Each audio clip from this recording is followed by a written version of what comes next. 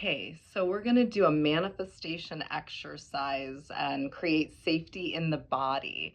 So when we say we want something and then it shows up and we go back into our old patterns, right? So this is like by default. We don't do this on purpose. And then we look back and we're like, wait a minute, I thought I went beyond that, but I grew past that. And then your shadow's like, no, you didn't.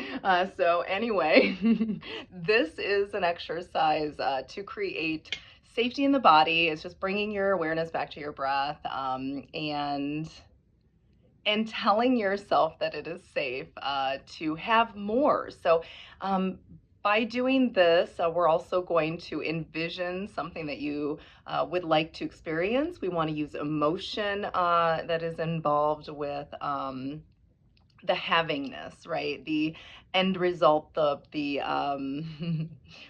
the other side of where you want to be, and the embodied version that can house what you've actually asked for, and when it shows up, because this has been my experience. I don't know if you guys get this. Like I get like I go really far forward with what I kind of put in my space.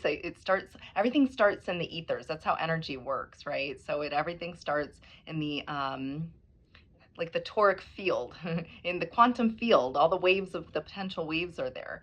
And then so when we put our focus onto something, right, when we start to pay attention to it, that's what we see show up. That's why we're projectors. I have this little I made this little like post that was said, you're a projector, not a reactor. And yet most people, react to life, to situations, to whatever stimuli. But we when we create from, more intentional, then we look inside and we create calmness inside. But so that is where we house it, right? We're like these antennae that we emit, we funnel, transmute. Um, we create a frequency, a harmonic with our being, with our vessel, and it makes a certain resonant sound. So we actually have that rippling wave of, coming through us. So when we can sustain a higher frequency then in the body in a safe way, then things start to show up and they change and they get better, right? So if you notice yourself going into old patterns, because you will, because we do, until we don't. So baby step your way through it, right? To house the higher energy. So just take a deep breath, center yourself, straighten your back, or lay down. Take a deep breath, calm your body, and then continue to breathe into, if you're familiar with the chakra systems, just keep breathing.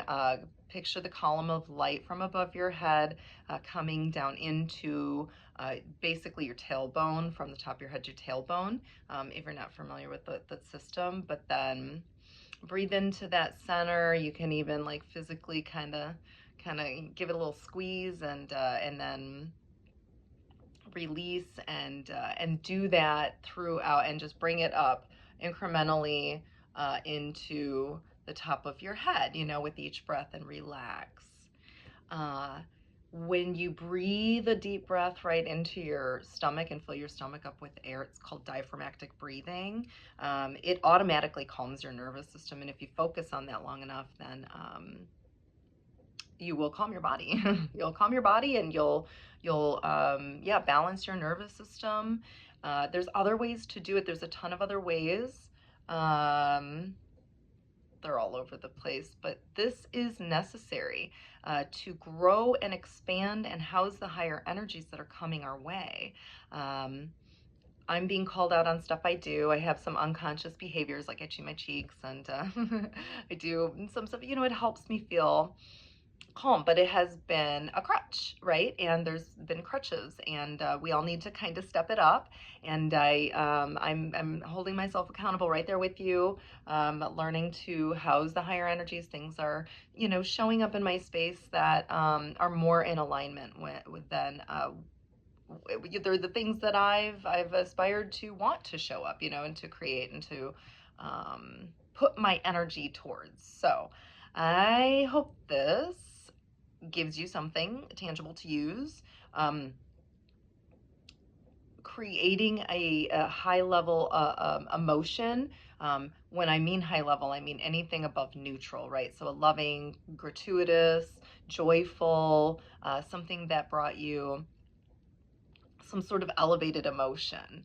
If you can focus on that, put your tension on your heart, uh, that creates a coherence. It's a wave.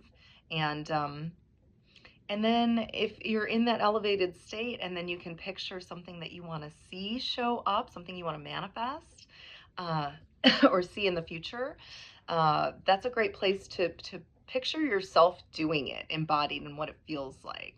When you put yourself in that state more and more, then it just becomes more comfortable to be there. So when it shows up, then it's not like, what do you do? What do I do with this energy? Because that's what it feels like. I feel like it does anyway. Anyway, I'm learning to do it too. So solidarity and much love. I hope this helps. I'm creating a deck of life coaching cards that are to support people who are doing life coaching. They're really just like, I've posted a couple of them on Instagram. I don't know if you've seen, if you've been on there, but there's one about like technology, one about managing your energy field, your auric field, protection. And then there's like images on there that kind of puts you out of your left brain into your right creative mind. That's where we are when we go into any sort of meditative experience. And that's where like kids aged like when they're children, I believe till their ages 7, but it might be a little younger than that. I don't remember. They're in this theta state. That's why their brains are little sponges. They absorb so much information. It's like all of this stuff is being absorbed.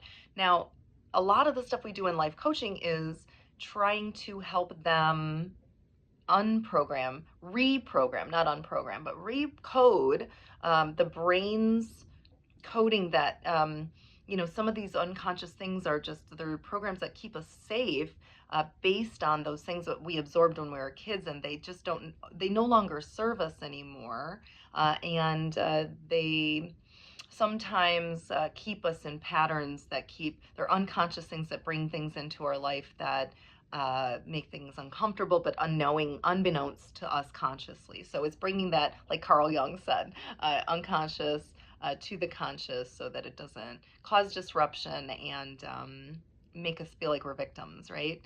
So I've got life coaching tools. I do life coaching. It's a holistic wellness life coaching, and it's helped me in my life, and so that's why I decided to take it and offer to help. I've got other tools in my toolbox. I've worked with the Dolores Cannon, and I do her quantum healing hypnosis, which is a regressive hypnosis technique that helps clear blockages. It really puts you in tune with your own channel, essentially. I've got a couple of guided meditations on YouTube if you want to experience a little bit of what that kind of feels like. It's a guided meditation, but it's a specific script that is used for that one. So it's all very intentional and coded in order to give you a certain type of experience. So reach out if you're interested in that. Otherwise, at the life coaching, I do incorporate natal chart interpretations in that, and a little bit of the current astrology in terms of helping guide you through these new energies really coming to us. So that is what I have for you today. Thank you so much for tuning in again, and I hope you have a beautiful day ahead of you. I love you, and namaste.